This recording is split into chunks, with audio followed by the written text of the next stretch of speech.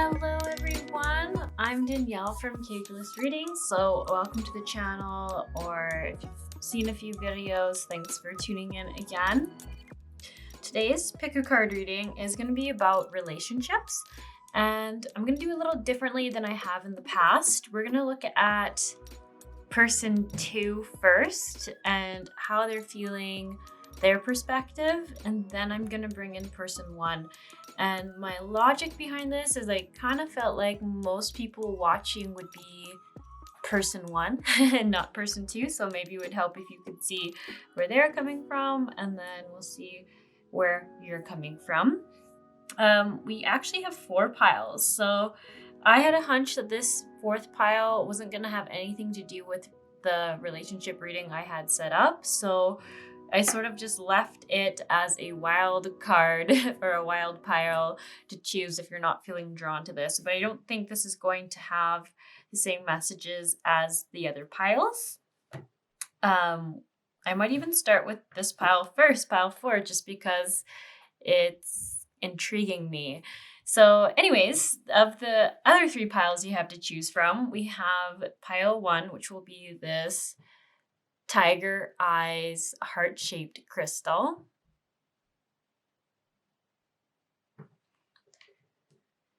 Pile 2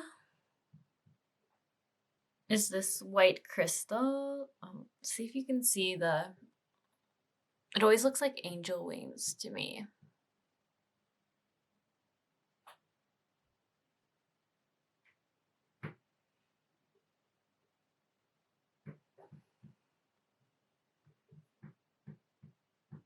I don't know if you can see that. There's almost like lines in it. I think the camera's having too hard of a time picking up on it, but yeah, it makes me think of angel wings.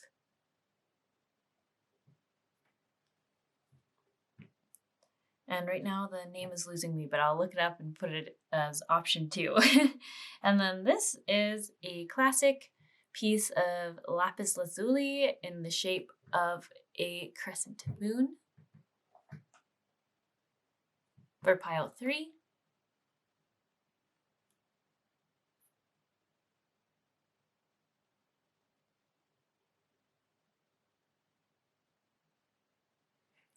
And then pile 4 is the wild pile. And this is a piece of, I think it's rainbow aura quartz is what they called it.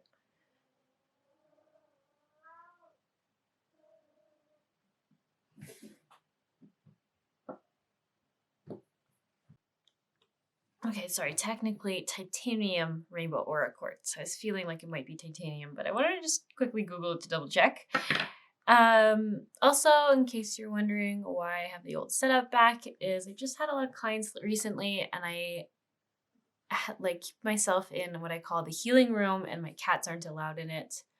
And I was just feeling really bad to not be spending any time with them. So my compromise is doing this pick a card reading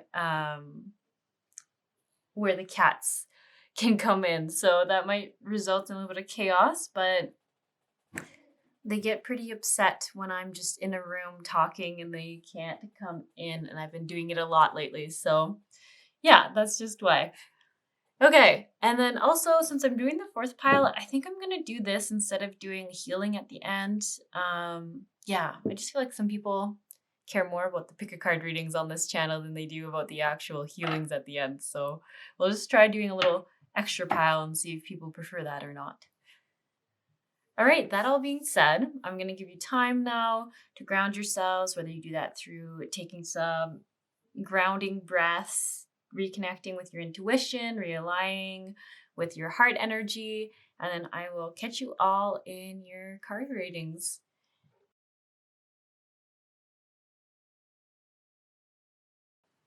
Hello, pile 4. We are going to start with you first. I'm just so curious to get you your card reading because I think it's going to be very different than the rest of the piles.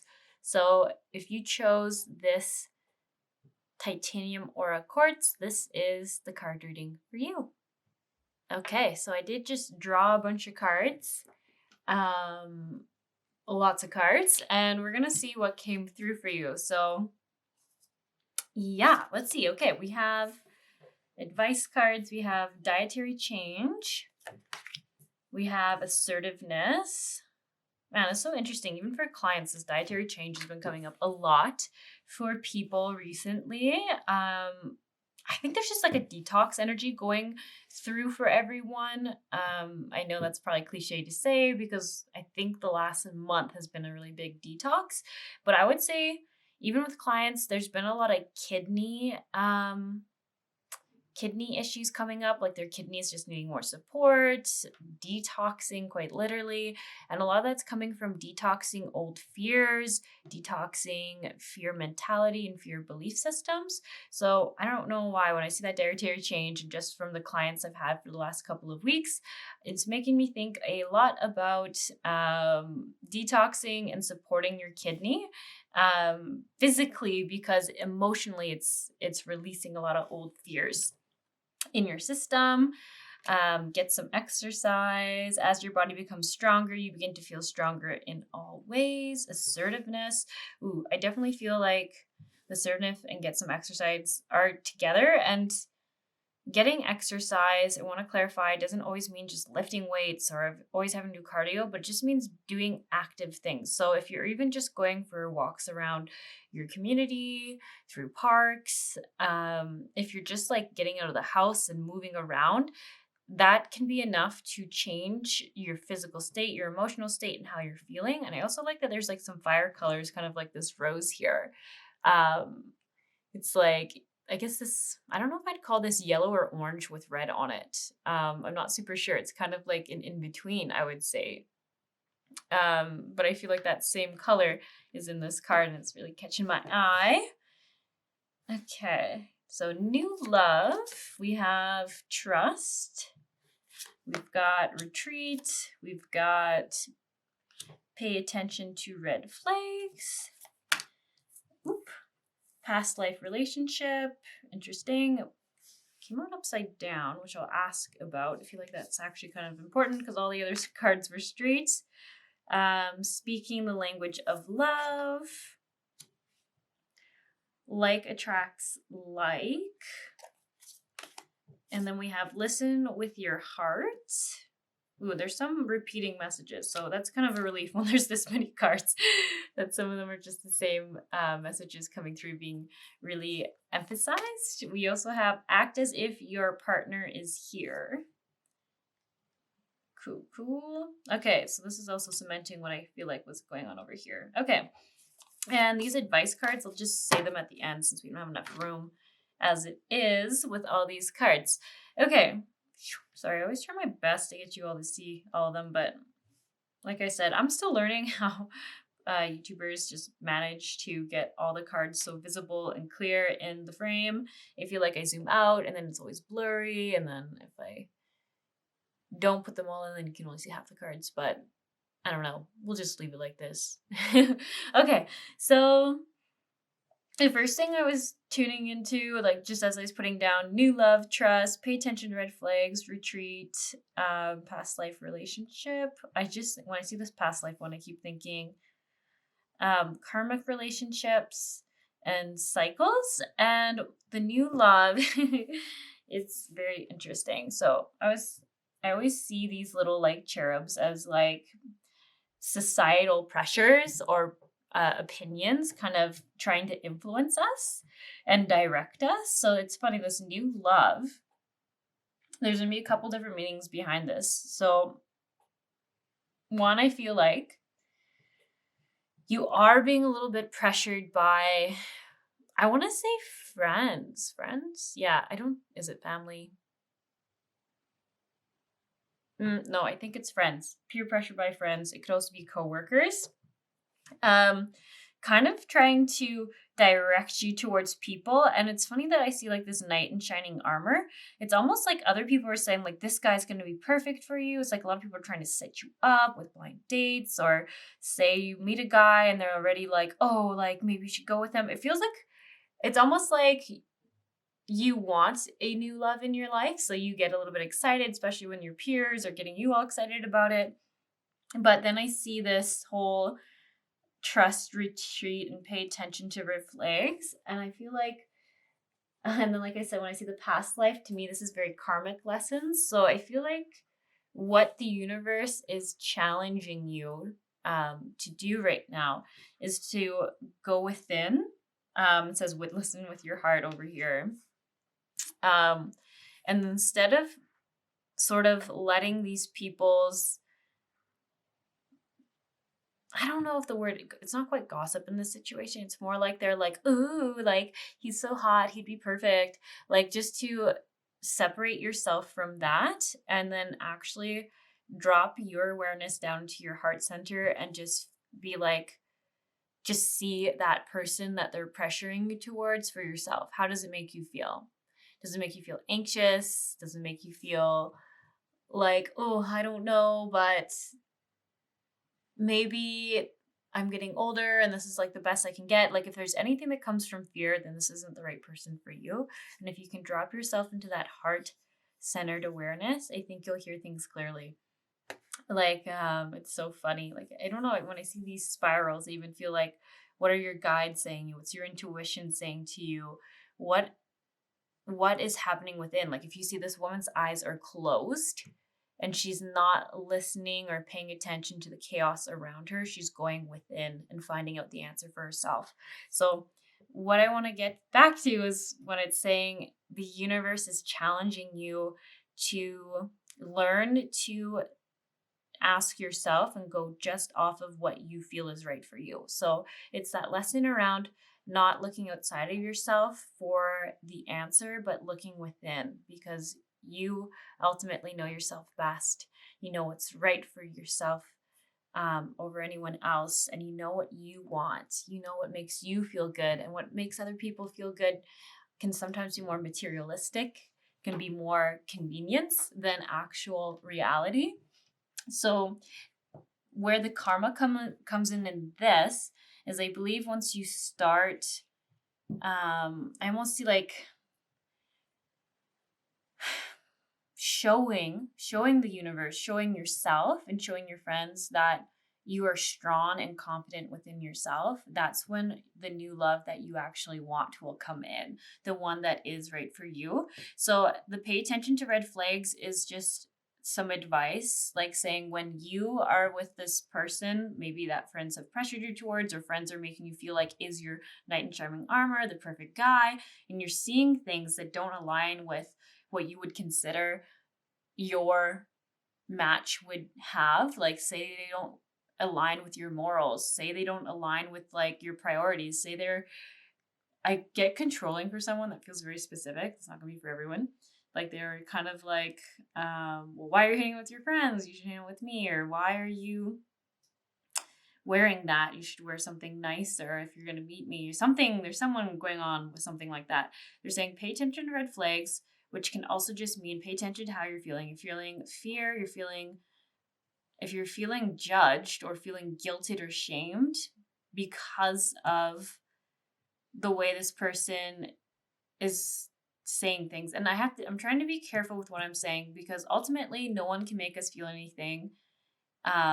But some people can just say harsh things that just aren't loving. So it's like that balance. Like if people are like, you have to take accountability for your own triggers, that is true. But if someone is kind of pushing them and that's just who they are and it's the start of your date, then they're not aligned with you.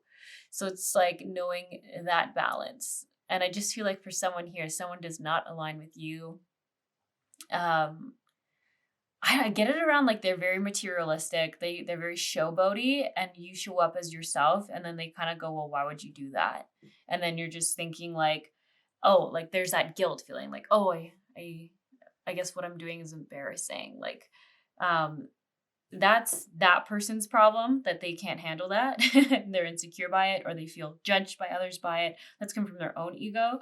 And then it's making you feel guilty because you have that insecurity or you have that wounding in the past that is coming up in this person. So that also is even just a karmic relationship. where you kind of bring out each other's insecurities and woundings and traumas. And it's supposed to be so that you can realize what they are and work on them within yourself, but you can't change someone else. So some people just aren't going to be aligned. And then the trust card is just, trusting your instinct, trusting how you feel about it. And the retreat tells me that some of you, it's okay just to take a break. Like, ultimately, you might just need to take a little bit of a break from the dating world and just go into the model of you can have new friends. You can have fun, amazing times with people and not be dating them or going on dates. Take the pressure off yourself. But also, it's like the retreat is important for you to be able to go within and do your own work. Like, what are you being triggered by on these dates and by these other people? And then know that if you work on that within yourself, you're putting yourself in a space where you'll be more ready and you'll be able to easily identify people who are aligned with you so that you will be able to have that relationship that you really want.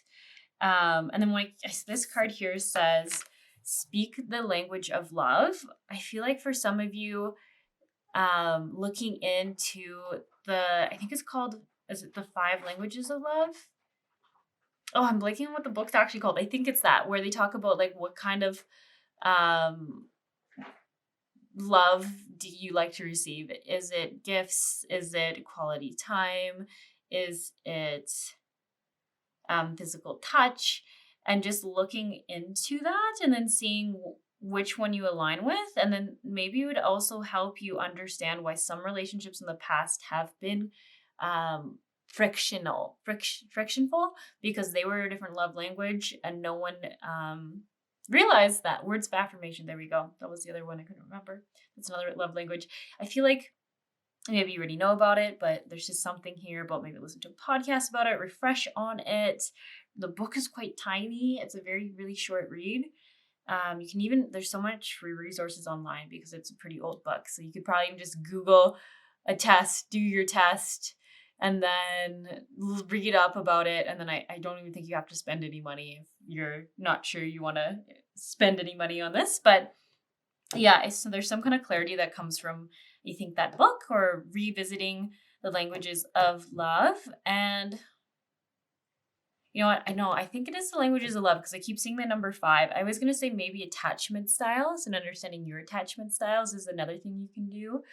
But no, they're saying it's 5. So I think it's the 5 languages of love.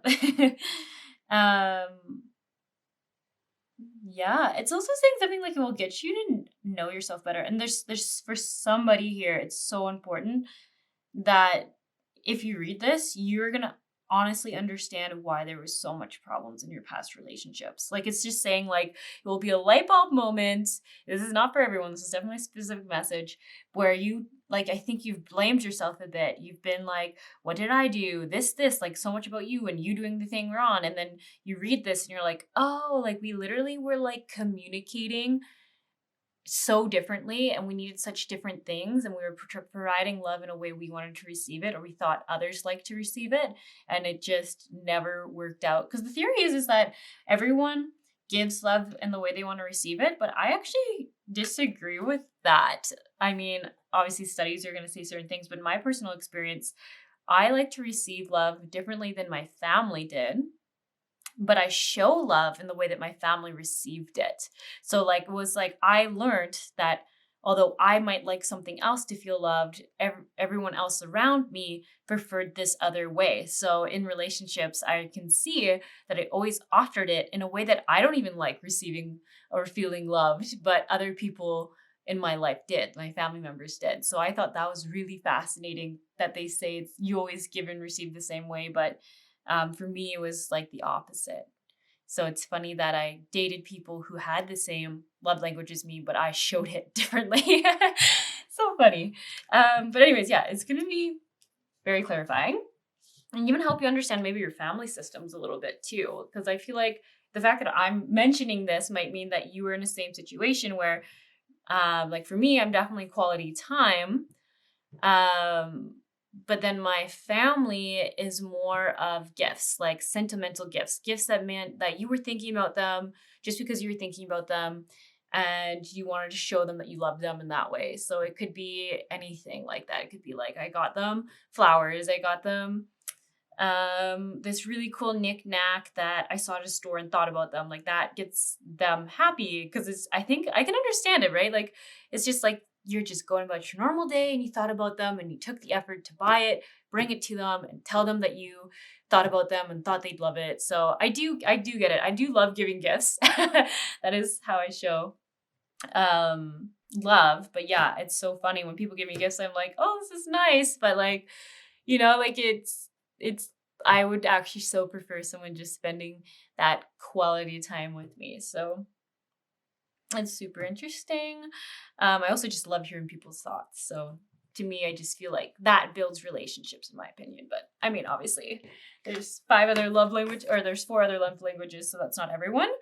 I think I already talked about this. Okay, sorry, this was the card I was looking for. Okay, there we go. So this card, like attracts like. So when I was talking about over here about that retreat time, it's so funny. I just feel like this is that classic thing where I see you guys stop listening to your friends and letting them kind of push you and tell you to go on the dating sites and do this and that.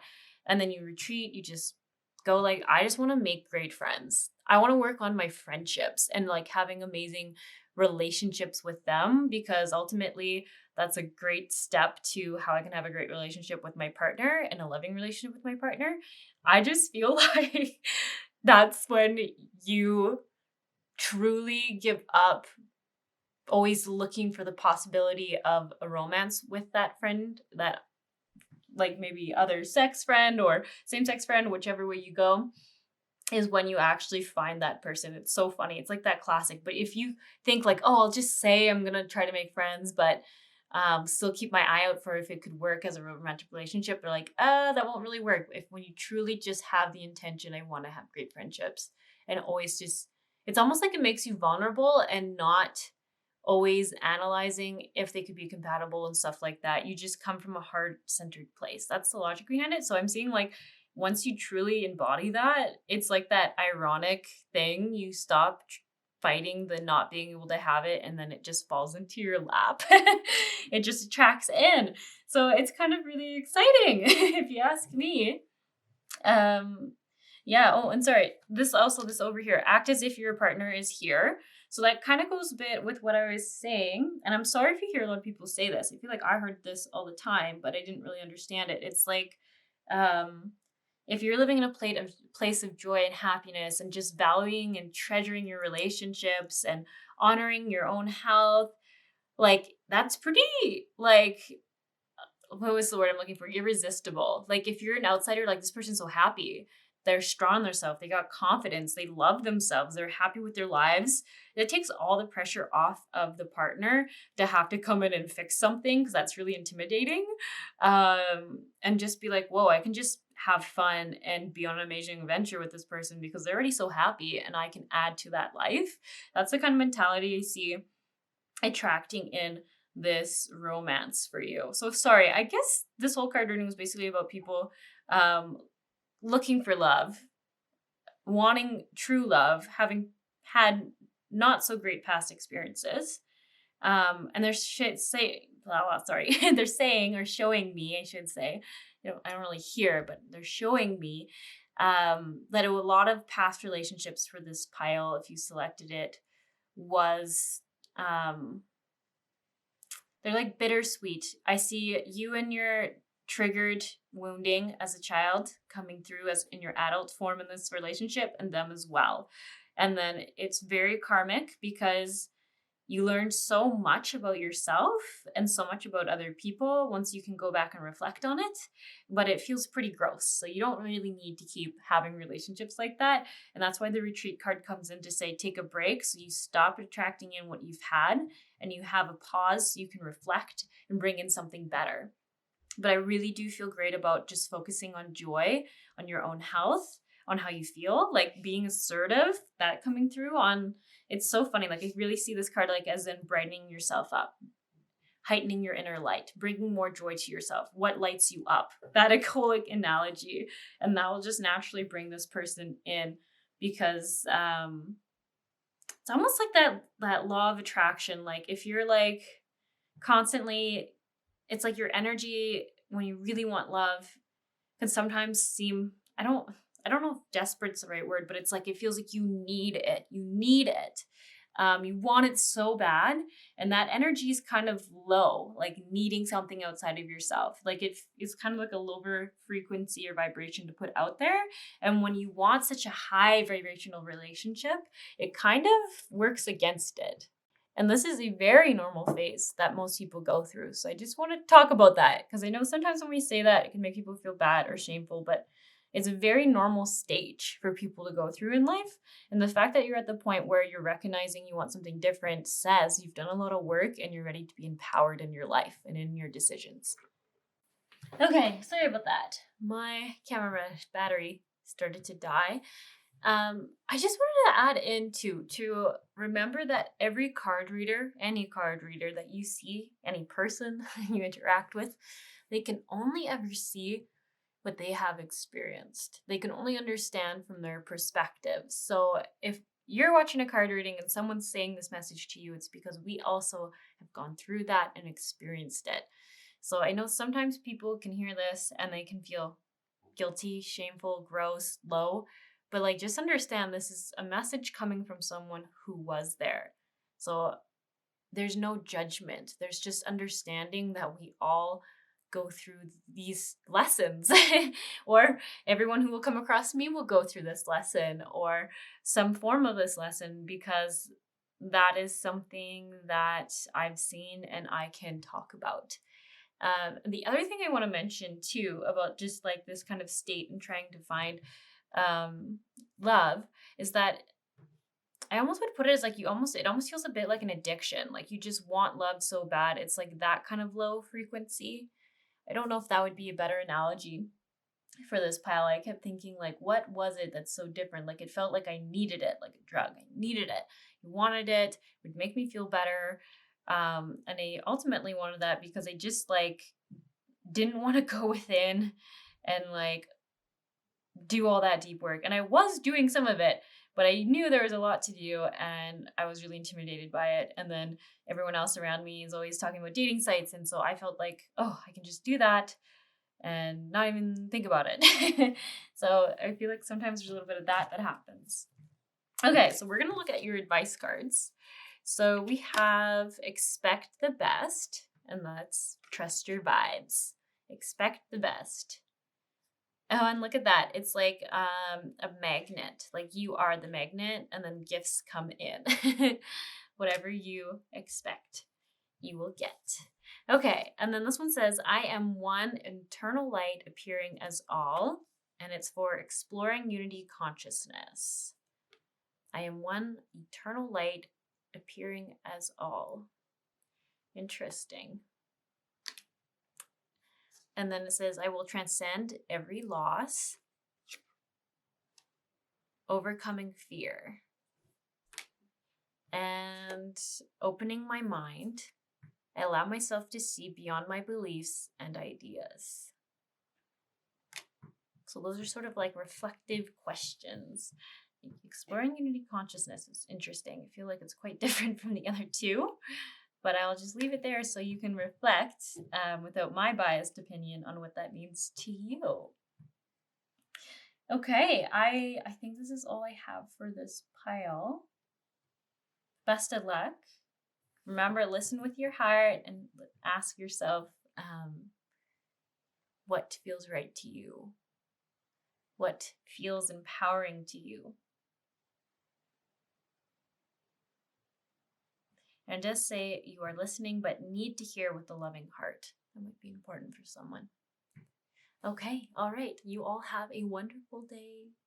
And maybe I'll catch you around in another video. If you want to leave a like or a comment, it does help the channel get a few more views. It seems crazy, but I see it happen again and again. If someone leaves a comment, it does help at least 10 more views to come in, and maybe in future it'll be more than just 10, but for now 10 is great. Okay, you guys just have a wonderful day, okay?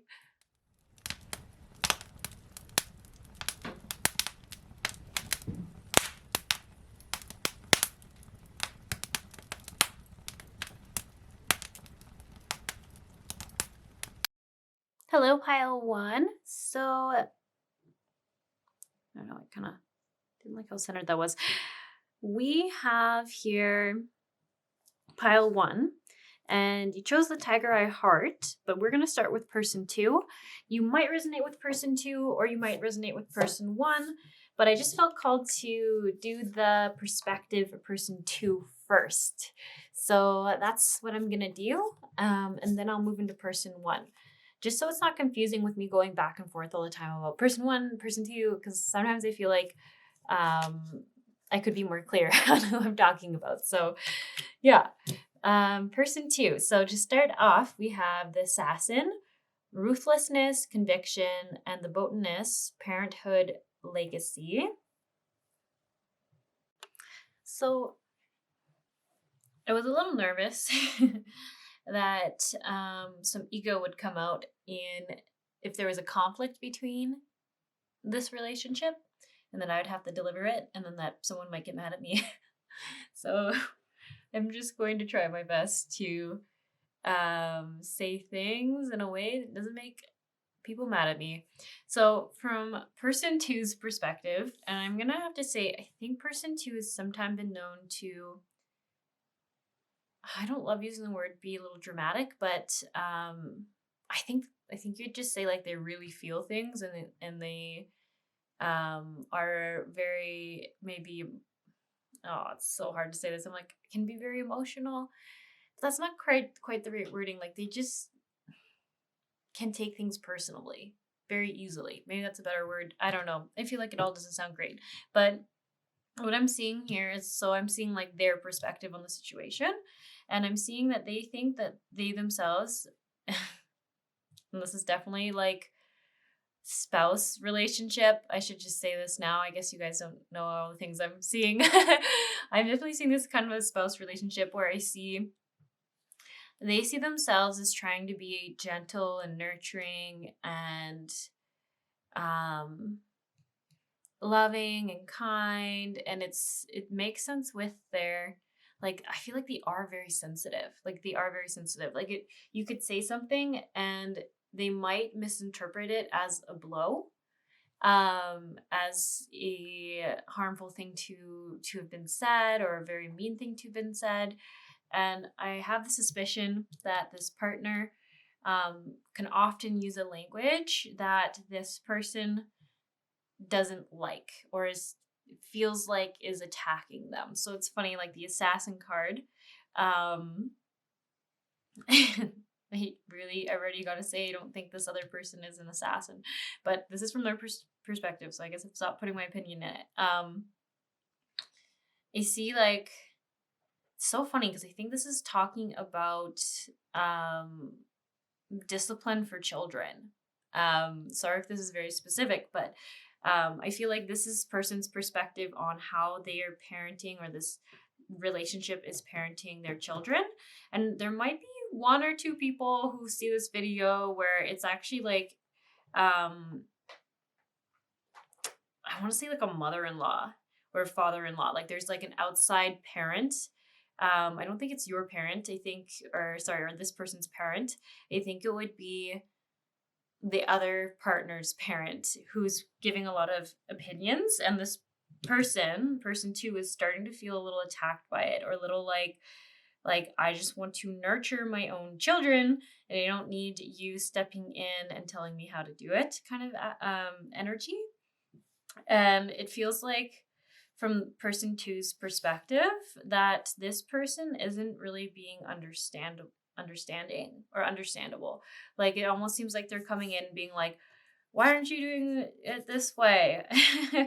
And don't you know this way is better? And you're being too soft. I think this is like the words I keep getting, is like this person too feels very attacked about their sensitivities, their the tender-heartedness is maybe the better word. And this person is coming in and speaking very bluntly and directly and really stating their strong opinions, and it feels like an attack on person 2. So right away, I can see that person 2 feels like they have to come from a defensive place whenever this person comes in. And it's almost, if I should actually clarify this, sorry. So the more I talk, often the clearer the message comes. So I'm seeing person 2 doesn't always see this other person in this light, but they almost are saying, like, when it comes to this topic, they get into this role and then I have to defend. So I'm seeing kind of why this is going to be a very conflictive and hard topic to figure out, because essentially person 2 is perceiving this as an attack. Their inner child's coming up to protect, and so logic is no longer going to be there. It's just defend.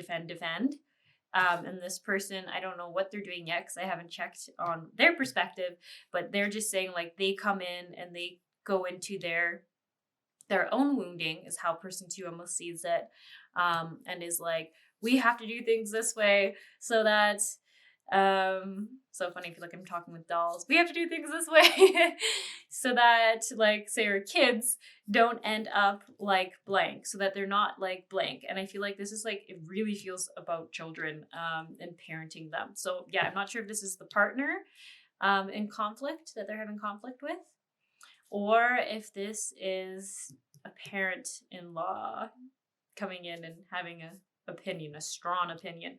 But yeah, the thing that is clear is that person 2 recognizes that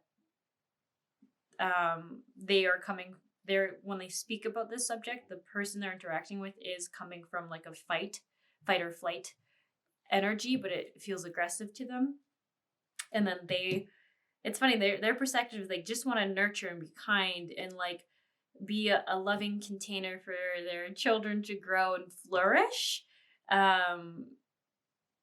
And that's the principles they feel like they're defending, and they're feeling like they're not being seen, like they're almost being put down for being sensitive or too emotional.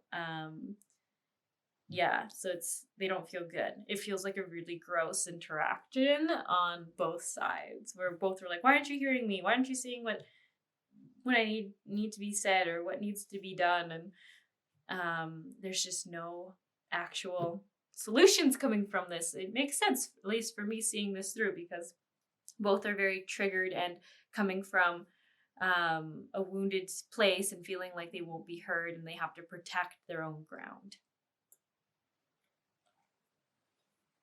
So what should we pull cards for this? How about advice for person 2 on how to resolve this situation in love and light for the highest good of all involved? Okay, we'll take that one, and I guess we want those ones. Okay, so advice for person 2. Soulmate, calling in your soulmate, codependency, pay attention to red flags. Okay, so it's very interesting. When I see the pay attention to red flags, this is just telling me that person 2, it's so funny because they're like, some people are person 1 watching this. How am I going to word this? I do feel like this is still advice for person 2 though. Like, so if you resonate with person 2, or if you're person 1 watching what person 2 is feeling, like, then you can also take the advice and recognize that maybe you could also do this. But when it says pay attention to red flags, it's suggesting that recognize within yourself when you are going into this fight or flight mode. Like, it's so interesting. They say, like, there's a pattern that person 2 has recognized, and that's when they feel defensive, because they see this person starting to go in this pattern and about to be like, hey, confrontational. We should be doing this, this, and this. So once they notice that, I feel like there's this calling to politely or kindly say, like, I would love to talk about this, but I have to talk about it later. Because right now I'm not in a place where I can hear what you have to say. And I want to hear what you have to say. Like something like that. Like realizing when you are no longer within a clear mind or state within yourself, and knowing that you need to excuse yourself so that you can basically get yourself out of that fight, flight, or freeze mode, that like protection mode, that defensive mode, because it's just going to result in an argument or further confrontation. Figure out within yourself what you need in that situation, and just kind of like clarity around what's happening. And I feel like, because this person's like, why did you do that? You said we like shouldn't do things this way. And then you can be like, okay, I have my ideas together. I'm going to come back now that I've had time to reflect and just say, this is why I did that. My intention was this. And I perceived the best action to be this because, and then hopefully at this point, this person will also be more calmed down and disarmed to talk about it as well and hear your side. But the first thing they're talking about, though, is just the only thing you can really control is what's happening within you, and paying attention to when you are going to that fight, or freeze moment, and just taking a moment to find calmness within yourself. So funny. So this codependency, addictions are affecting your romantic life. I don't think this means what it's necessarily directly saying. I think this is talking about repeating patterns affecting your relationship. So this dynamic between you two. So interesting because it keeps kind of, everything is so white, like clearing, healing. That's basically what that means. Healing and clearing out old wounding. And the soulmate and calling in your soulmate. Yes, this is your soulmate. Your prayers, affirmations, visualizations help you bring together. So this is where it's tricky. I feel like there's kind of like a mess of different general messages coming through. For some of you, because you're often in this like state where there's confrontation and you're in fight, flight, or freeze, it's saying like sometimes you might be like, they just might not be the right person for me. We might just not be aligned. And there is this coming through, and I always want people to trust themselves over what a card reader on YouTube is saying. That it's just that being in that trauma triggered energy that's making you feel that way, and that this relationship can be harmonious and they can be the right person for you, but there is this healing that needs to happen on both sides, because this healing is almost even coming up because it's not serving you, obviously. Like you have like a wounding in childhood that you're both responding from, because you feel like it's something happening here and the situation is triggering it. The codependency, I feel like that keeps coming up. Something here is like, if you're one of the people where it is someone else's parent trying to tell you how to parent, I think this is where the codependency thing is coming up. Like your partner almost hasn't stepped in or stepped up to help with this situation because of their fear and like their, I want to say this as nicely as possible, but people pleasing tendencies with their parents. Like they're not wanting to disappoint their parent, not wanting to go against their parent. And if this person's energy is as like kind of strong as it's coming off for this person's perspective, would be really intimidating to stand up to this person. And if they were this other person's, your spouse's parents, then they would have a harder time standing up to the parent because of just past history and like fear and like just stuff from childhood. So there's the other double message is coming in is it's also saying like, count on, if this is a parent or an outside force, count on your partner to help you out more. Like ask your partner for more help. So this is a bit like I was saying, there's two different energies going on here. It is a general card reading. Some it's you just need to get more support from this spouse with this person, If this is your spouse that you're having troubles with, this is just a reminder that there can be harmony in this relationship if this inner child wounding is healed, is worked on. Because I see like, it's funny, like when I see the flowers in this, in both cards, I feel like you both think you're nurturing, but you just have such a different way of showing it. Like this person's like, my love is this way and your love is this way. And it's even in that sense, it's so fascinating to see like person's two's version of love is just creating a safe space for that person to be loved and to blossom, which honestly it does sound pretty healthy to me. And then this person's perspective on how to love it's very much like be entangled in it. Like if you see like they're in the center of this child blossoming.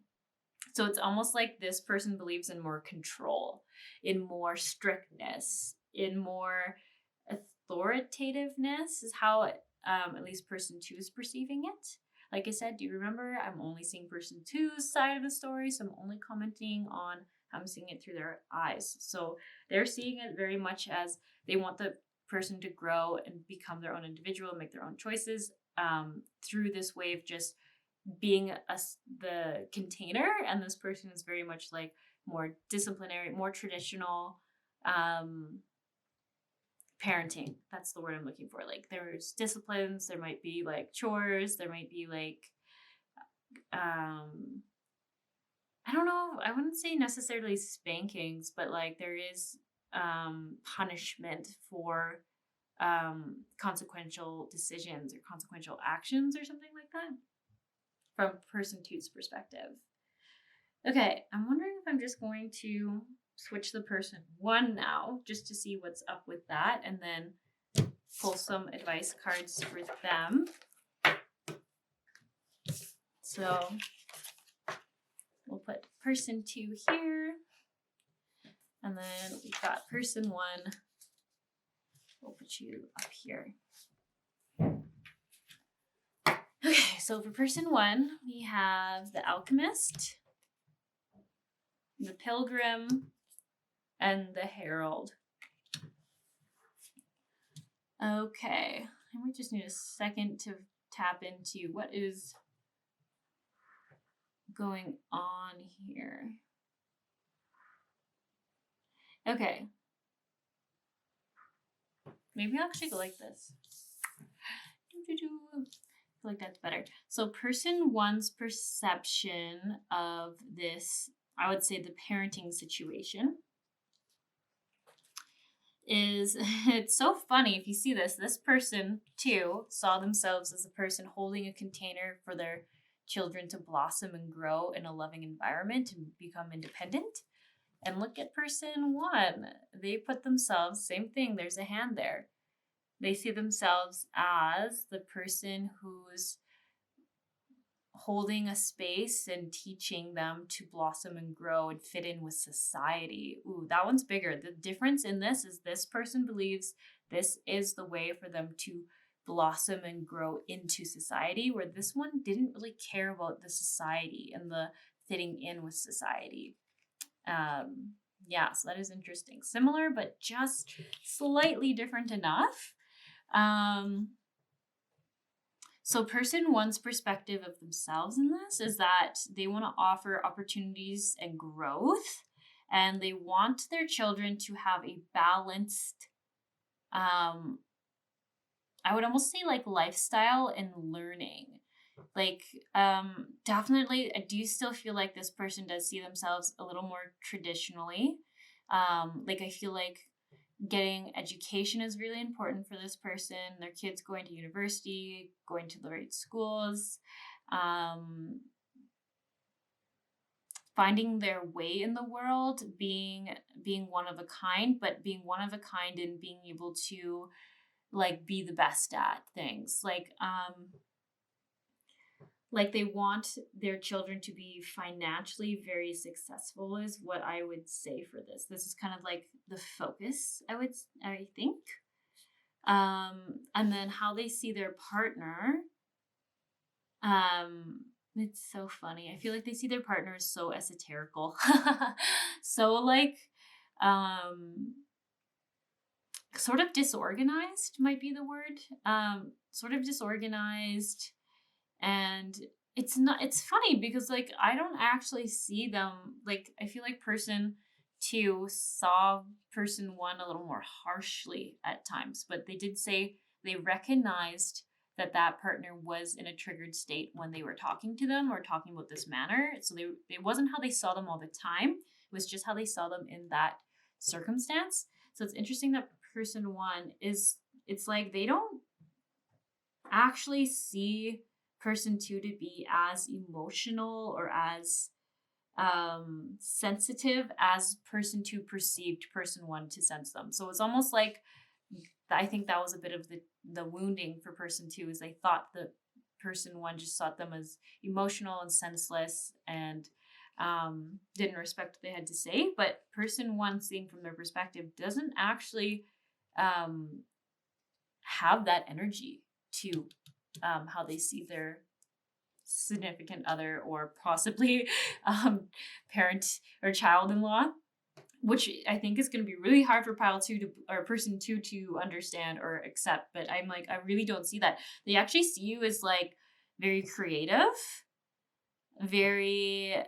they do say like you're like the life is a little chaotic, like there's no disorganization. That's the thing that stands out. They don't see person 2 as like emotional and eccentric and like just crazy. It literally is just they see so much chaos, and they see organization and structure as a way to succeed and be accepted into society. So if anything, person 1 honestly it's just coming from a point of just being like, this is like the standard, this is the normal, this is what people are supposed to do to be successful, this is how they're going to be okay, this is how they're going to flourish. And then they see like person 2 is just like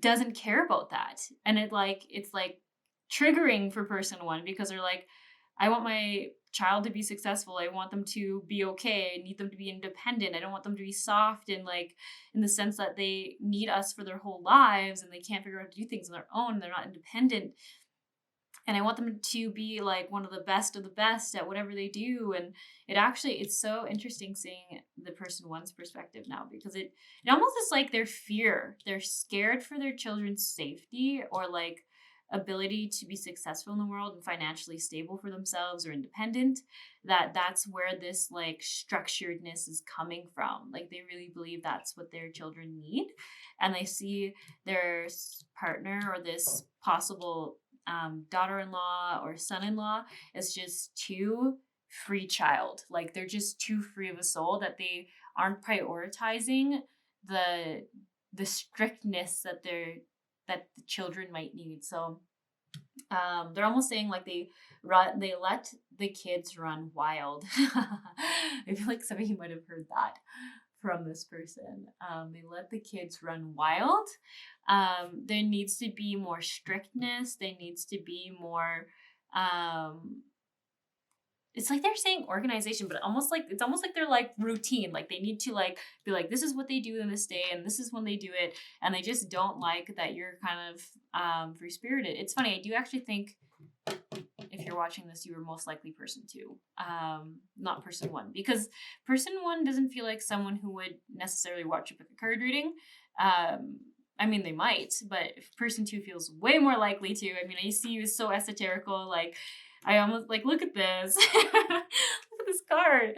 There's so much going on. And it's all very like spiritual based. It's almost like just trusting that what experiences they need will come and letting them grow and find their own way, but in such a different way, which just terrifies this person 1 because they don't feel like that is going to help the kids end up where they need to end up. So let's pull some advice cards for person 1.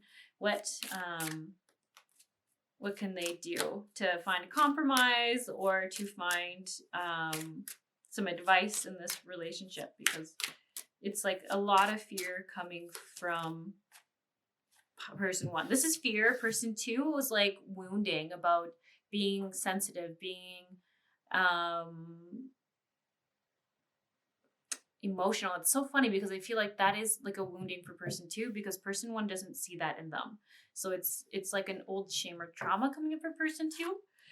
Person 1, it is a fear coming up, not a shame, not a shameful thing or a guilt thing. So it's very interesting to see such different perspectives about what's going on. Okay, sorry. Advice for person 1 around this situation. Oh, they're not wanting to give me a lot of cards. Maybe it's because there really isn't a lot of people watching this who's person 1.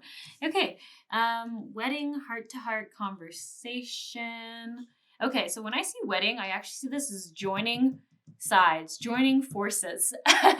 And why this is actually even maybe important is because maybe both people are too much on the extreme side. This person seems very strict in following old traditional ways of being successful in academics, in societal norms, where this person might be a little too extreme on letting like a kid just do what they want and discovering their independence and what they love. And like maybe they could use a little more structure for the kid, a little more routine, but the child could also just need some nurturing and some space to just figure out who they are and have an imagination and be different. So I do see this wedding card as combining forces and seeing the strengths in both forms and kind of coming to the compromise, which I don't think either one loves. But that is the advice for person 1, is compromising and seeing that you're working as a team, and that adults, whether it's a spouse or a parent-in-law, that like, you know, they say it takes a village to raise a child, and that everyone influences them in some ways. So joining forces is better than kind of that competitive energy, because if anything, that's almost like showing the child that like these two ways can't exist together because there's such a combative energy there.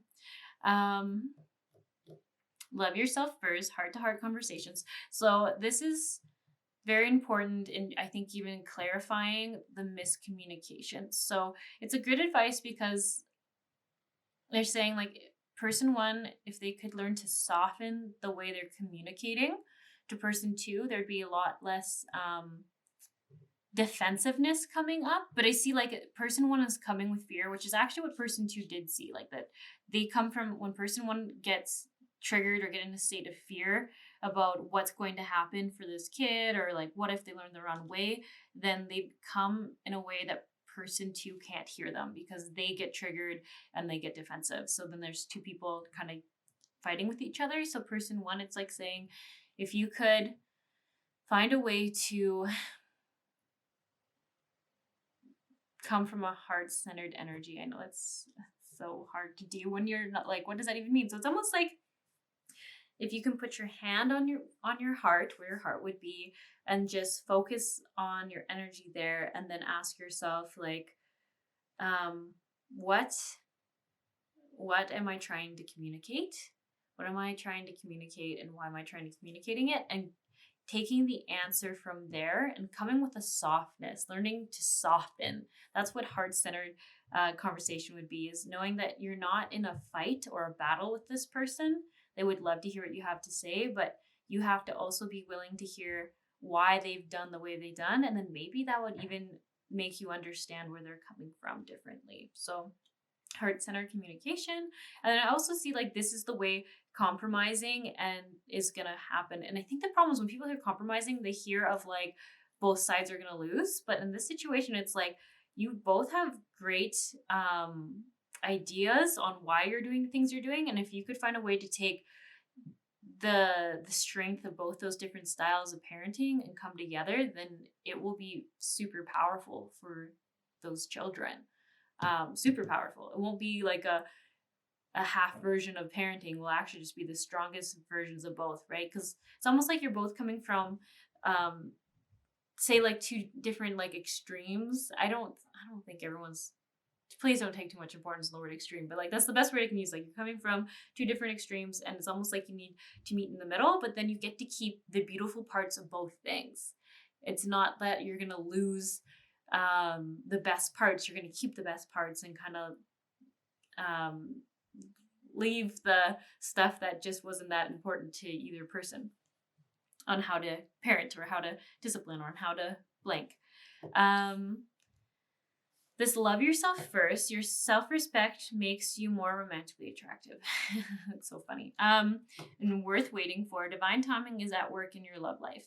So this is coming between just the relationship itself. And I think it's just really wanting to confirm that there will be more harmony in this relationship in the future once there is a way to communicate where both aren't being triggered from a place of guilt and shame or fear. And all that is coming from your younger selves wounding, right? So it's like, it is saying, like, I see worth waiting for it. I really do feel like there is going to be a healing and a clearing in this relationship. There will be. I don't know when, I don't know how long, but you both mean well. And I think that's the biggest thing. You both feel like you're doing the best thing you can do. And your intentions are both about doing the best that you can and supporting them in the best way you can. So I just feel like naturally, eventually you'll be able to communicate that to each other in a way you can both hear in a less combative way. And then love yourself first. I think this is a good message for if the fear is coming up, trying to like ask yourself more about why you're scared. Sorry, my video, it stops itself automatically at 30 minutes. So I guess I've been talking for 30 minutes already for this pile. So shoot, I don't know where I stopped, but shoot, I hope it wasn't paused that long. Okay, well, anyways, I guess where I think it might have stopped around was this love yourself first card and just talking about doing some inner child work and having some communication with yourself. It's kind of an interesting thing. Communicating with yourself, clearing up how you are feeling on the inside so that you can communicate more clearly on the outside. So if this is a spouse relationship, I can see like through inner child work on both sides, there will be more clear communication and loving communication between this relationship that I think hasn't been there maybe since you've had children. Because the children, it really brought up a lot of triggers in both partners.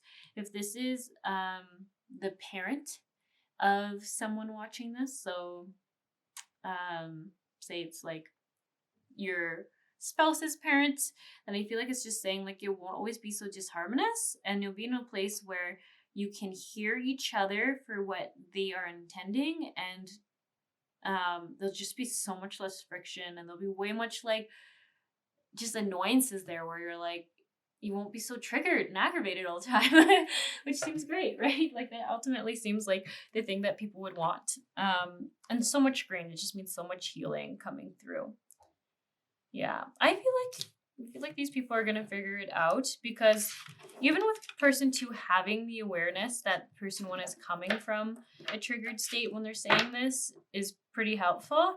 But the next step is just both parties being able to soften in their communication and almost calm down and come forward and be able to explain calmly why they thought that action would be best, and almost saying like, can you tell me why it made you upset that I did it this way? But ask them in a way that, and just saying, can you tell me in a way where we don't blame each other, so that I can hear you and then we can actually like say this conversation. It's going to take a lot of maturity. I am definitely going to say that. It's going to take a lot of maturity to heal this wound. But I was seeing in person number 2, like there's so much beauty that can happen once that occurs. Like I just see like soulmate energy, loving relationships. And like I see for the kids, like you're almost like such different styles of parenting. There's only a benefit to them to have that diversity and that diversity of viewpoint in their lives. It just makes them stronger in itself, especially if you can work in harmony with each other. Okay, I think that's all I've got for you. I can actually see that my memory card is almost full now. So before this ends on you a second time in this reading. Oh yeah, I did do pile 4 first. That's why I was like, how is my memory card's so full. Okay. I wish you the best of luck, okay? You know, this is hard. Whichever side you're on, you're watching this because you want to do the work and you want harmony and you want the best for everyone. So you're an amazing person. Don't beat yourself up. You're going to get through this.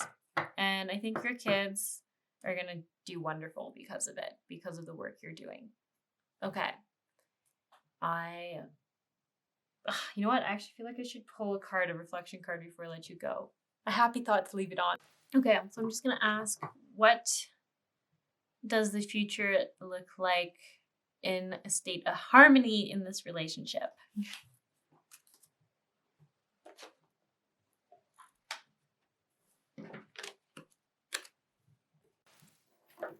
Okay, I got 3 cards. We have engagement, honeymoon, and past life relationship. Enjoy the bliss of holiday time together. Your love life is ascending to a higher level of commitment and you have known each other before. Okay, so this might just be a nice little quick confirmation for you. So the past life relationship always tells me karmic, which means the kind of the hardship you're having right now with communication or being misunderstood is a karmic thing, and it does come through for you to heal and release. So it's not here for you just to be struggling and frustrated all the time. It's here for you to grow and honestly just like flourish from there. Huge healing. And then I feel like this kind of says enough itself. Like your love life is ascending to a higher level of commitment, which just means it will make you stronger in the long run. And if you can overcome like inner child wounding and triggers, like you're pretty set for success with this person. Like you are extremely likely to be successful because that is the hardest thing to deal with, right? Is being triggered by your years and years of limiting beliefs and things that were taught to you as a kid. If you can overcome that, I truly believe you can overcome anything. And then enjoying the bliss of holiday time together. So this is funny because I feel like a lot of frictions right now come up during vacations or time off because I can see like you'd be with your family and naturally with kids, discipline would come up.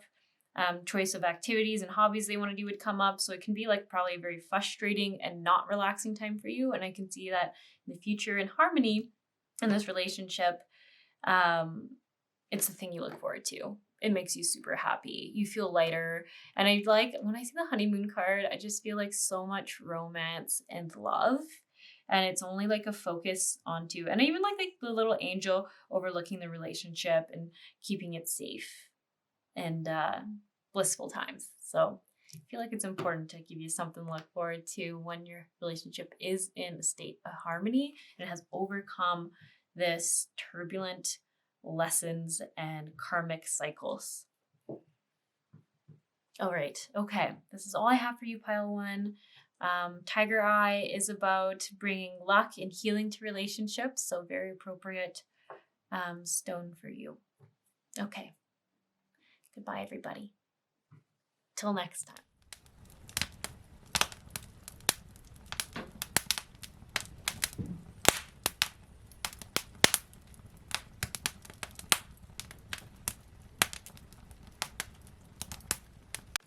Okay, hello, pile 2. You chose the piece, and it turns out it's called Soulite, I think. Soulite? And let me just double check this. Scolecite. Scolecite, maybe? I don't know. It's spelled out for you in case you are interested in purchasing it. But if you are drawn to this crystal, it might be a good thing for you to know that it's a healing stone. It's supposed to help you grow and improve in your relationships and grow and improve in your understanding of each other, and stabilizing any frictions in it. So that's really interesting that that's coming up for this pile. So let's get into it. This is only from person 2 perspective. You might associate with person 2 or you might associate with person 1. But I guess you'll just have to wait and see and find out. So All right, this will be interesting. We have destroyer. That's very interesting card to come out. And then we have trickster and goddess. Goddess in its shadow form. So we have exploitation of the female nature and form, and convention, stuffiness, and predictable behavior.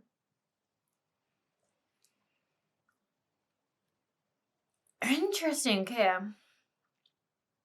Might need a second here. I'm like, person 2. I'm kind of like, what? They're kind of like seeing themselves in a bad light as well. So I'm kind of just like, let me figure out why they're saying that. And destroyer, releasing what is potentially destructive, preparing for a new life. Intoxication and destructive power, destroying others' dreams or potentials.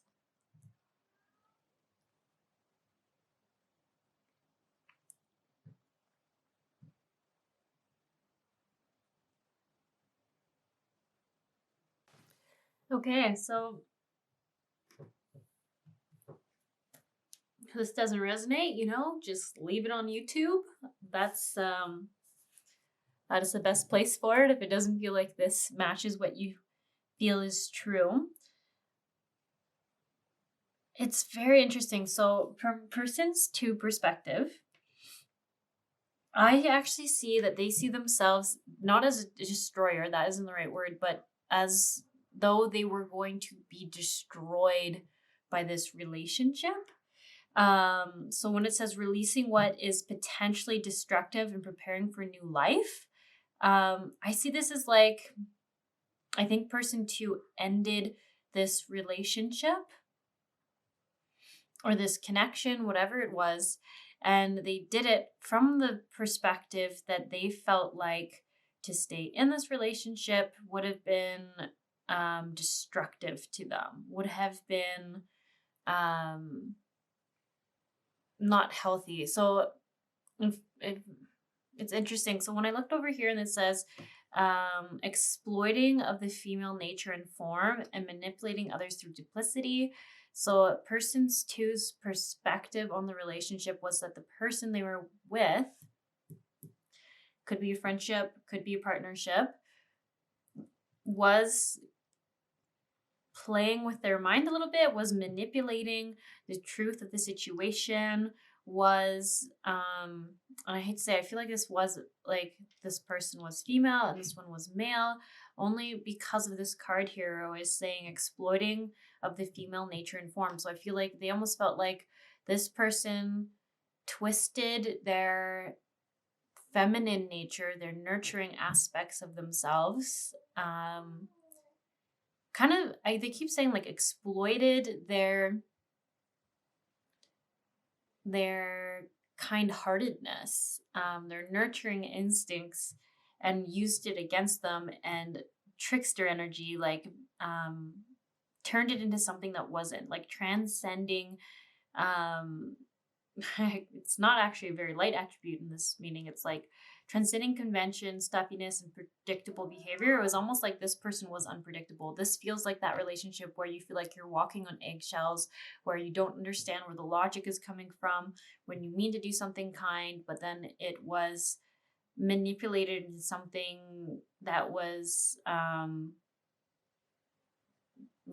had dubious intentions, but person number 2 was like, I didn't mean any of this, and my mind's being fucked with. Like, that's almost the energy I'm getting from this person, feeling manipulated, and like the other person, just, you could never predict what they were going to say next, what they're going to do next. And I like it as a magician, because I almost felt like there's so many curveballs, like they would pull like a problem out of their hat, or there'd be an issue with something that came out of nowhere. Yeah, and just really disempowering. That's how person 2 felt. So just want to remind you that this is just from person 2's perspective on the relationship. So it does feel like it got ended. Like person 2 ended it because it was destroying them. Like this would have been really, really bad for them to stay in any longer. So I'm going to just ask for advice cards for person 2 coming out of this relationship. We have uncovering confidence, so building confidence. It says, I am the missing piece that completes the puzzle of the universe. So understanding that you have a role and a significance in this world, and that you are useful, desirable, and needed. And then we have goodbye to the old, hello to the new. So this feels like a confirmation that for person 2, ending this relationship was in their best interest. It says you've finished one part of your life and now a new and even better part is beginning. So it's definitely a confirmation on, although I don't know how person 1 is going to feel about it just yet because we haven't looked at their cards, but for person 2, it really wasn't going down a good path, and it wasn't going to be in their highest good to continue. And I almost feel like by ending this relationship, they broke out of old patterns and old karmic cycles is maybe the word I want to use. Like, no longer will you find yourself in these patterns. And this card is so green, and it's just like the lotus, right? Like healing, coming into new times, coming into a new, deeper version of yourself. We have emotional healing, which I think is just something that needs to be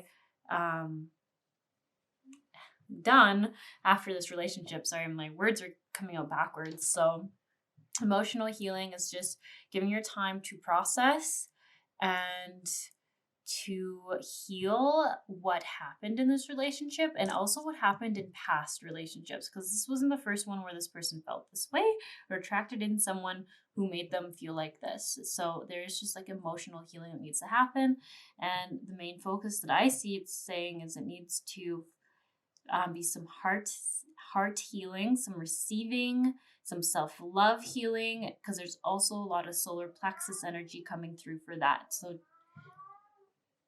just healing, confidence, and self-love. And also self-value.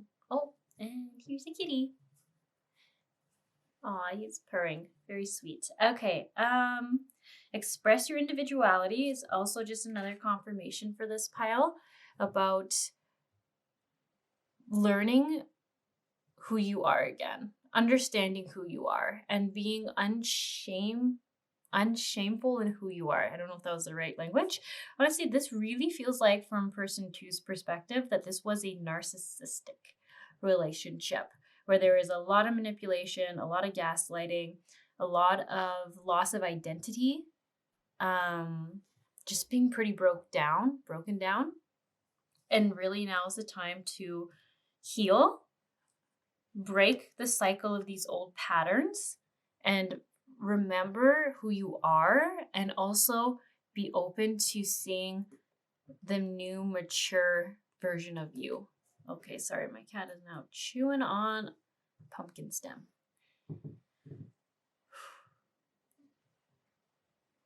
Oh, it's a dog in the picture. It's like, oh, and this lady even has a cat, but it's a little doggy. Okay, and then the holiday, the answer you're looking for can be found during a vacation, a retreat, or a holiday getaway.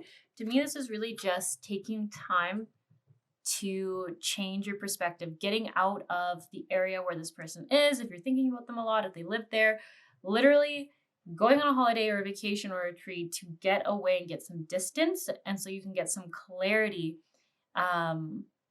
from this relationship. Because I feel like if you're in the area, there might be more opportunities for you to come into contact, drive past them, drive past their house, and sort of get sucked back in. So it's really like just giving yourself space to see things differently, see things clearly, see how things were really going on. Yeah, so much healing for this pile, so much healing. And it's not just from this one relationship. I really have to keep saying that. This is like deep healing. This has come up in many other relationships, probably something in your upbringing that cemented this belief system. And I even think like could be a little generational healing for your family as well. There might have been a history of this sort of relationship dynamic in your family line or in your family past that's also going to be healed by you working on this and standing up for something new. I would really, if you are resonating with person 2, I would look up the spiritual meaning of the lotus. It feels really important and powerful for this pile, and I think it could go as deep as you wanted, or you could keep it as light as you wanted, but you feel like there's a lot of meaning behind you being a lotus that's blossoming. And something else to mention is like this flower here, I kept looking at it and feeling like I wanted to do a goddess, finding your inner power, finding your inner strength reading with Isis, and just super powerful. But then I kept feeling like, no, I think I need to do a relationship reading. Maybe next week's can be like a goddess Isis channel message reading, but I feel like this pile is someone who could really benefit from that fire energy. And this flower, I mean, just looks like fire, right? Like, look at the rose color. It's in real life, it looks almost like a yellowy orange with red. So it's just like, it's almost the same color as part of this pumpkin. So it's just like such a unique colored rose. So I really feel like this is about you finding your fire and finding your power for pile 2. So I think I'm gonna put these ones away, and we're gonna see how person 1 felt, and just see if we can get some more clarity for this pile. Although I do feel like the majority here will be person 2. I'd be very shocked if you're person 1, because based off the energy of this, I don't think person 1 would even be watching this pick a card reading at all. Doesn't quite feel right for them. I'll put goddess there because I feel like that's what you actually are aspiring to be, the healthy version, not the exploited version. Okay, so for person 1 perspective, we have visionary, adventurer, and saboteur. Okay, very interesting. So how person 1 sees person 2 is a sabotager, basically, which I'm going to be pretty biased in this, is that this does just keep further cementing to me that there might have been a bit of a narcissistic thing going on.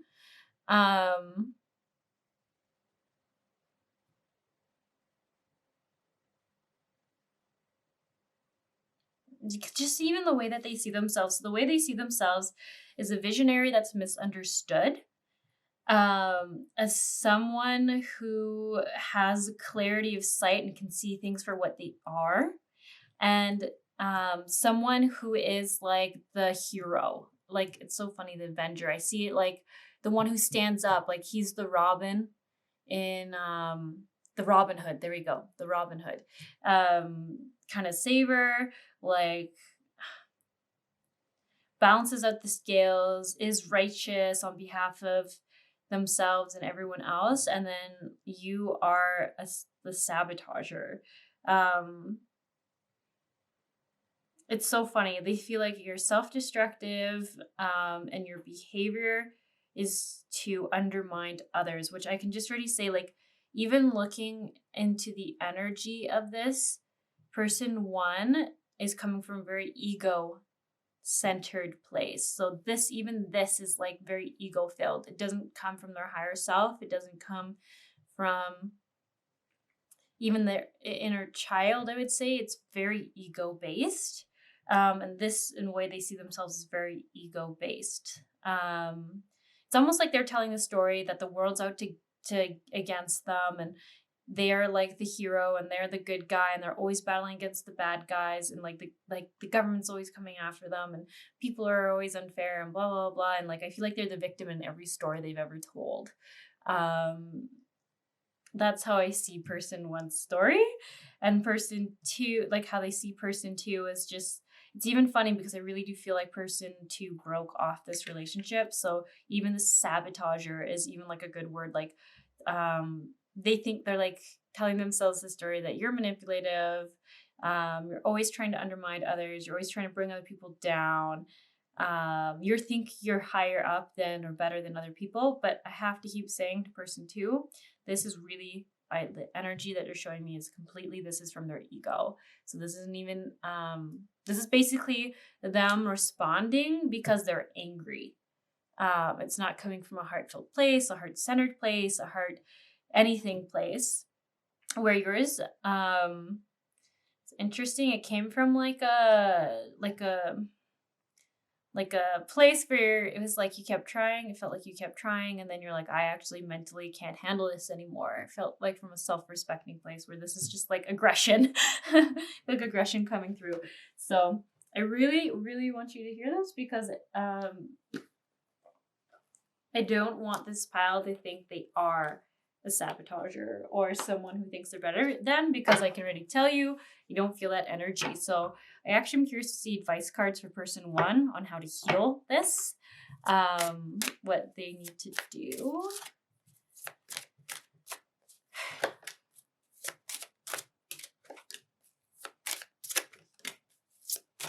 Okay, I'll take that. And let's see what they have.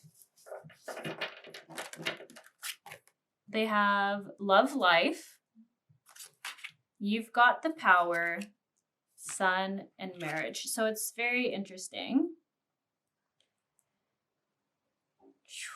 Those are kind of separate. So what I'm going to get from this person, what they could benefit from. So as I was saying, it's almost like they believe they're the martyr or the victim in the story.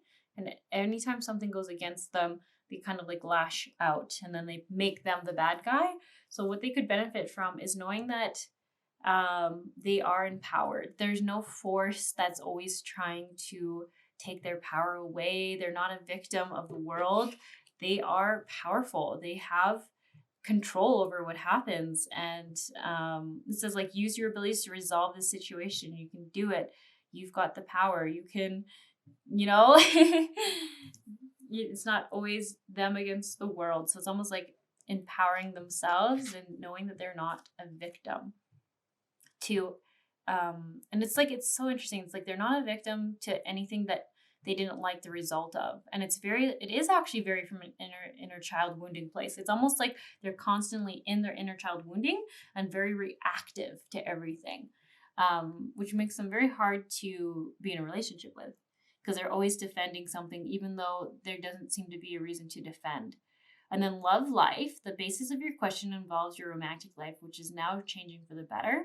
So I see this as if they could open up to truly receiving love and being loved, that would be a really great place for them to start. Truly being open to it, and like a child like love, if that makes sense. Like, you feel like almost like they're too serious. They're too serious, and they could use a softening, and almost like a safety. But I think the interesting thing that all these little pictures are of children, I think it even just cements like there's a lot of inner child work to do so they can receive love.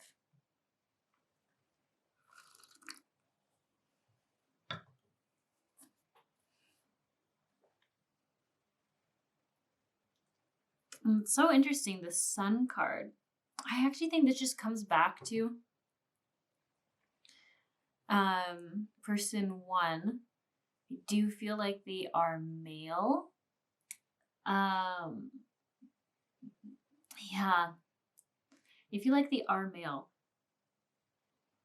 And there's a few different things going on. So there could be a message for some people where person 1 does have a sun, is that sun and being open and loving towards them will be very healing for person 1, because it's almost like through parenting their son, they will heal their own inner child that's really struggling right now, really struggling to be seen, be heard, be loved, not be so defensive. But there's also just like another messaging here around like they almost need to nurture their own inner child like they would a son. with gentleness and with this like kindness of like if I feel like they might have been like really emotional as kids and then just like didn't know what to do about it. Like there's some really deep wounding there. And then this marriage card is interesting. The fairies join you in celebrating wedded bliss. This is so interesting. I think this might, I don't know. I actually have to be honest. I don't know what this card means. I'm pretty confused. It says in a joined union. So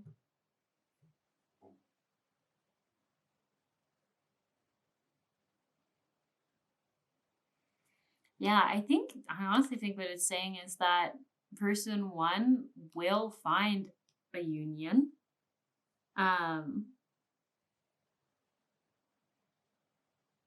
Further along, like not, I don't think anytime too soon, but further along in their life where they do some inner child healing, they do some of this work, and they actually will find themselves in a place where they will be like this girl is so sparkly. Like I feel like they'll be able to see the beauty and the love that a partner can offer, and they'll be able to be like a healthy masculine to like hold that love. Like I don't know if I'm explaining this right.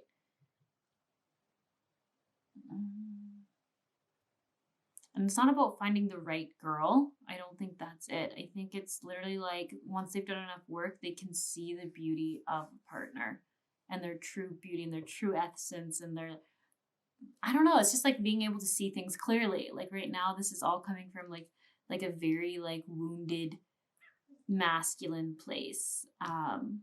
Very wounded, very hurt in childhood by something. And all this is, yeah, being open to receiving love, knowing that they're empowered and they're in control of themselves and what's going on emotionally, and mirror work. I actually literally think now I keep seeing mirror work. Yeah, so interesting. But I do feel like love is in their cards. Yeah, like it's so funny. I do see love in their cards, marriage, a long-term partnership, but it's just this energy is so different. Like they'll be able to see the person clearly. Okay, I'm like feeling pretty certain that I don't need to do a card on what this relationship looks like in harmony, because I feel like this relationship has ended between these two people. And I don't feel like it's going to come back. I feel like they learned from each other what they needed to learn. And it could even be like this sabotager. Maybe this person one really saw a beautiful future with person two. And then when they lost them, when this person two broke things off, you can't help but wonder if it's made person one really wonder about doing some work, finding like changing their perspective, going deeper, doing the healing work, which is a very beautiful lesson for person one, because if they're constantly in that like fear state, that like I'm under attack state, it would be really stressful on the body. It'd be very like, you feel like they might have a hard time with digesting foods with like maybe IBS or Crohn's or those kind of things, because there's so much stress there. And then person two, I feel like for them, it was such a good lesson to learn to break, I just feel like break these traditional roles that they had witnessed in their own childhood, in their own, like the old way of females being treated is what they're here to transform and heal. I mean, the stone's even about healing and turning into this empowered, beautiful goddess. Yeah, it's kind of funny to say, like, I think this relationship, although there was a lot of wounding on both sides, was very karmic and very like forced each one into a healing phase to look within themselves. So very interesting. That being said, I don't feel like if they went back together that it would work out. You feel like the lessons learned were crucial, and now each person has to heal and then move on from there. yeah, but that's just my opinion. So like I said at the start, like if you don't feel like this reading is accurate or right for you, then just leave it on YouTube. You know, like you know what's in your highest good and what's right for you.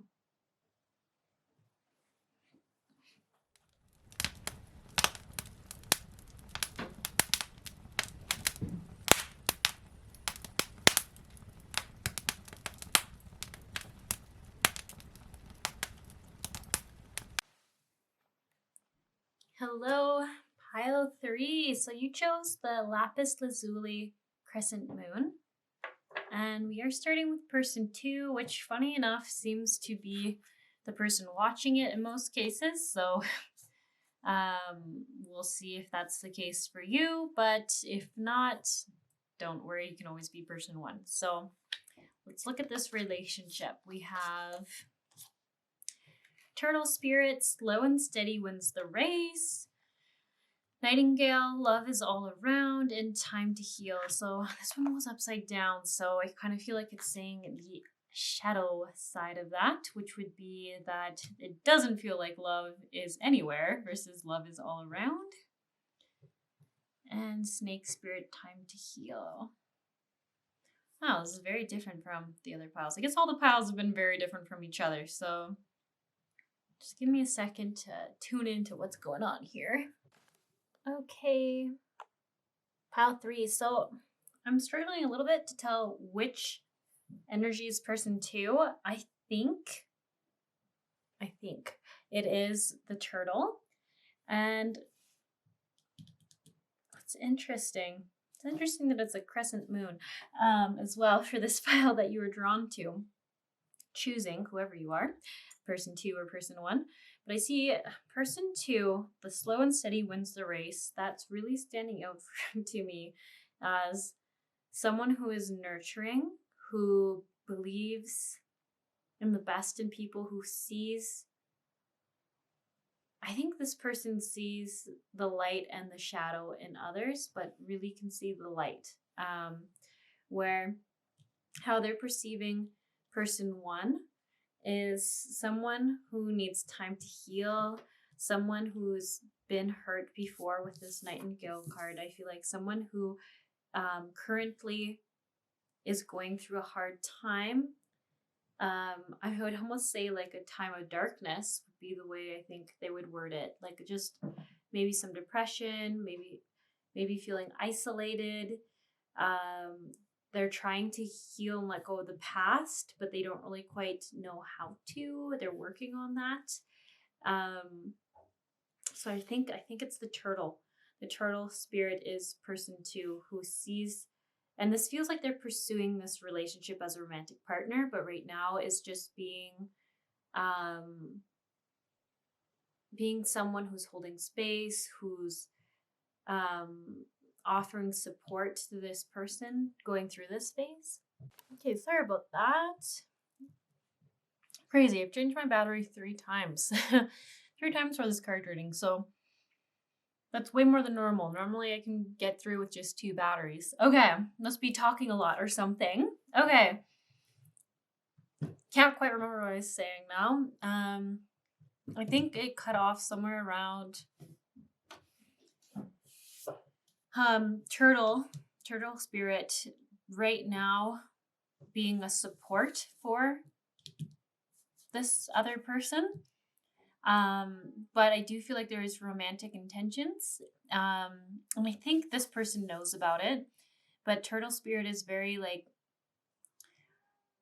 unpressuring from their perspective. So I have to keep saying it is from their perspective. We'll see how the other person's feeling, but from their perspective, they're not being very pressuring about it.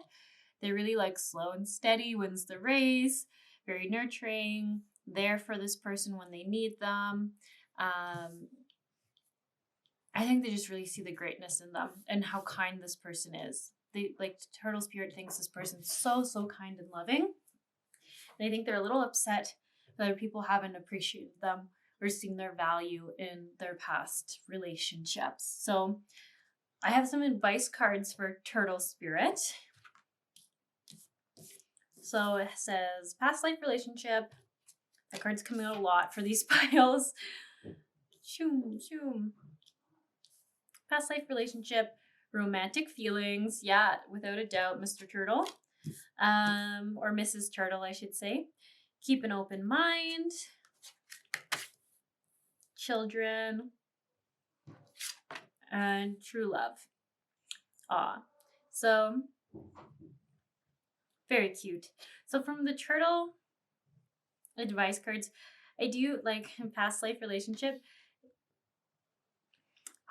I don't know, I'm being a little bit biased because I am seeing this through the filter of turtle spirit's perspective, but I am seeing like turtle feels like a soulmate energy coming through.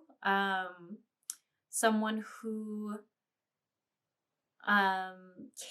is going to be nurturing, is going to be helping to heal past relationships this person's gone through. So it's like, I do feel like karma, like they are here to support and help this person grow. Romantic feelings, I feel like that's pretty straight and clear. I feel like the turtle does have a lot of romantic feelings for this person, but is very respectful. I think that's how they're perceiving it, at least. They do feel like they're being pretty respectful. The keep an open mind card, I think, is coming through because I think the turtle has their eye and their goals set on things working out, and once this person is a little more healed, that they'll be ready. But I think there's like definitely like a message around, I don't know why I keep losing all my words right now. I'm like very unfocused. Keeping a more grounded view on things. Like this person might take a very long time to heal. There might be a lot of triggers. There might be a lot of inner child wounding to work through. And things might not just work out as easily as the turtle is maybe anticipating. So I just feel like the keep your open mind is your soulmate may differ from your usual type and expectations. It's like they might not be all that they are perceiving them to be. There might be more shadow than what the turtle is seeing. And that kind of goes with the fact that the turtle sees the light more than they see the shadow in this person. And then children, your love life is being affected by children. This, I actually think, is referring to the inner child wounding, especially foundational support, family systems, past history in relationships. I think that's what it's referring to. There could be actual children, but the stronger feeling I'm getting though is that this is like the emotional wounding that will be affecting this relationship. So inner child wounding, the triggers they had as kids, their learned lessons when they were children. And I think that's even why these two things are like the color of the root, the foundational, the security and life feeling. And it's all white, but it needing to be cleared and healed. So I don't think the turtle quite knows how turbulent this relationship can be at times if they do end up going through with it. But just to remember that this person is someone who's wounded and is trying to heal, and that this healing does need to happen so that this person is in a place where they can be a good partner for the turtle spirit.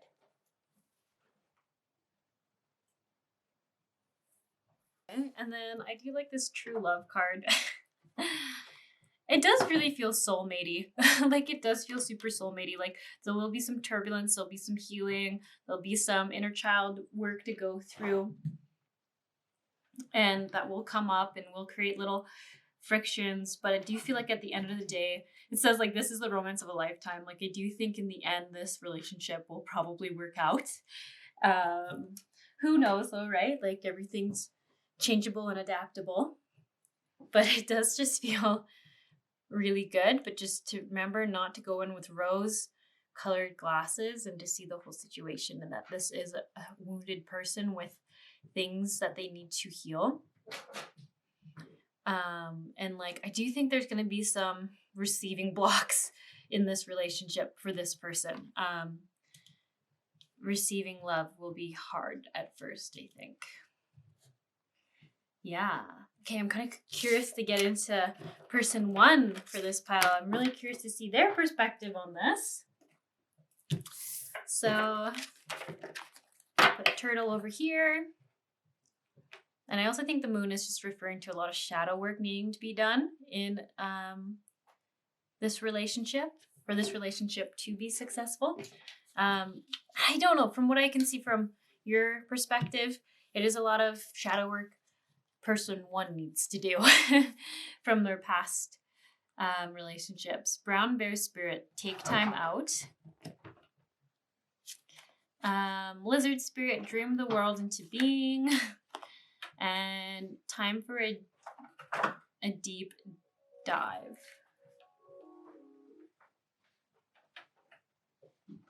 Oh, sorry, my cats are doing some shenanigans. Distract them momentarily. They're trying to crawl up my greenhouse, which is not good for the greenhouse. Okay.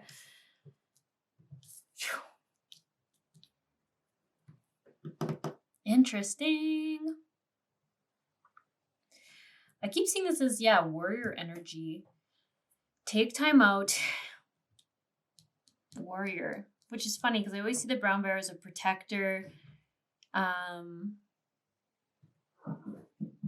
of a gentle spirit, but can stand up and protect when needed.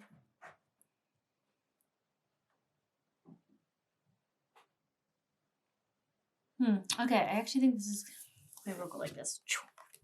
I think it goes this way. Okay, so I think person one, how they're seeing things.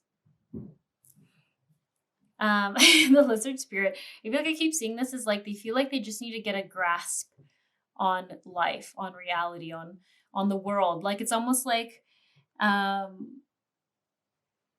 funny, like I almost said this lizard for some reason has wings that are all torn up. And it's on a piece of grass, which I can only imagine is really, really hard to climb. Like, I feel like the grass would fall over, would go all over the place, be like a wobbly ladder. And I feel like this is kind of how person one is feeling.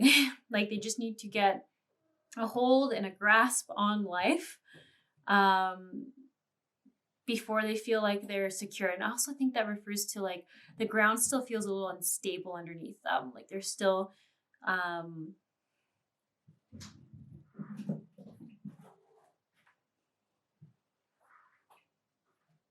Sorry, my cats are just being super cute right now. This is super distracted reading. All my other readings were very focused, so I don't even know what's going on here. It's almost like my mind keeps blinking and poofing and like there's a lot of brain fog or disclarity, but I almost wonder if that's just how person one is feeling, like a little lost in their own mind, a little uncertain, can't really see things clearly at the moment. And I do feel like I like this swan card. Like I almost feel like diamond in the rough energy, like they're wanting to blossom into their new self, but a lot of this does feel very similar to how person two saw them. Like they just need some time to feel secure, to feel safe, like the ground isn't going to literally shake and move and tumble underneath them. Yeah, but there's a lot of excitement too, like time to dream the world into being, like time to recreate what they see, and time for a deep dive. I actually feel like time to like really find out who they are. So I also kind of like the idea that they might see person two as a bit of a protector and like a gentle spirit, but like also is going to keep them safe. So it's very interesting dynamic. I don't know. I don't feel if person one is quite ready to see person two in that romantic light. They really are focused on their own healing, which is so important for them. I feel like this is actually very, very good and very healthy for them to be focused on that and making themselves a good, healthy person. That sounds kind of weird to say it that way, but like making themselves as healed or working on their healing as much as they can and figuring out who they are and what they want. So that in turn, they can be a great partner to someone someday. So let's look at advice cards for person one. I don't know, maybe there's a metaphor right now with my cats. The same one keeps running up and trying to attack the greenhouse, and then I like distract him. Then he comes back And I'm like, oh gosh, is he ever going to forget about this greenhouse? Maybe this is how person 1 feels about person 2, is like, they almost keep thinking he's going to go away, or this person's going to go away. And then they keep popping back and they're like, whoa, this person, they're serious. They're real. They're not running away. They're not going away. They're actually being quite consistent and quite persistent. It's like they know what they want. And even despite their efforts to maybe even dissuade or chase them away, they're still there. Wonder if that's a bit of a message there for my cats. Okay, anyways, let's look at advice here for person 1. Oh, wow. Look at that. Get to know each other. Separation, new love, and love yourself first. Ooh, so actually the separation card, I see this as almost still being like haunted by previous or past relationships. Yeah, like still healing that, still feeling a little bit stuck in it. And then I see get to know each other. So I feel like this is an advice card to, instead of maybe trying to chase this brown bear person away so much, maybe it's important to just get to know them on a friend basis, on just a friend basis if it feels right for you. And then I really like the advice of making sure you love yourself first and prioritize yourself and respect your needs and your healing journey and what is important for you in your health right now. And look how it says your self-respect makes you more romantically attractive, which is so funny because it's almost like you're just going to make this bear person want you even more.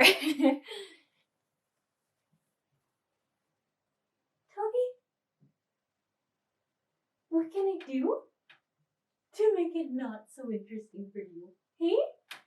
What can I do to make you not want to attack the greenhouse? You can play with Charlie. He says, the persistent is my cat. The bear spirit probably won't go away. I almost wonder if it's because there's something for you there. But I mean, I always just want to say, like, it's ultimately up to you. If you don't want it, you don't have to have it. Sorry, person 2, but it's true. It's always up to the person's perspective. But the new love, I like this card for you because I see like this version of you in blue, meaning like you'll be heard and seen differently than you have in other relationships. It will be different from the past. It will be not like other relationships. But it's funny. I see a lot of resistance here. Like I see a lot of resistance from person 1 on not trusting that they're like their knight in shining armor, because in the past they never have been. And it's almost saying like it's good for you to not just assume that everything's going to work out and everything will just be fine, but just know that this person is different from people in your past. Dobby. No.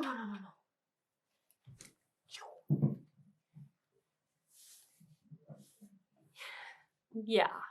Okay. Man, there's a lot of chaos in this house right now. Okay. I'm trying to see if there's anything else. I feel like it's pretty straightforward to me, so I don't feel like I have a lot to say because there's just a lot of repeating information for both people. Oh boy.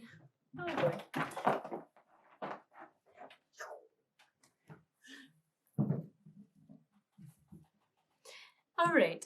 Why don't we just end this pile with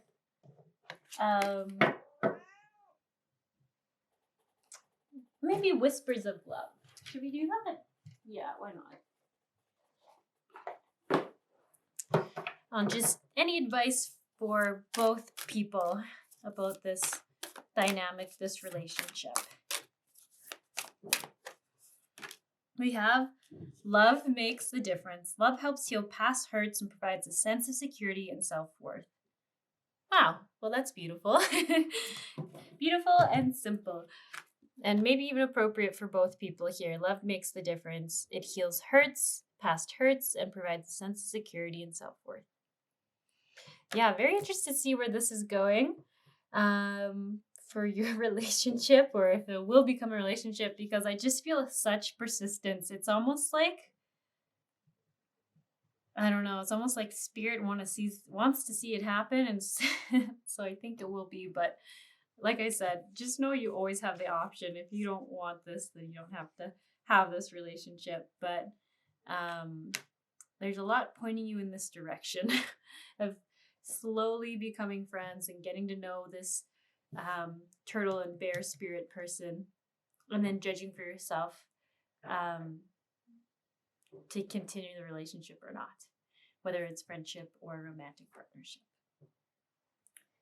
Okay. And just continuing on doing that inner child work and that healing work, because that's really key to everything right now. All right, I'm going to leave it here. I hope you guys have a wonderful day, and maybe I'll catch you around sometime.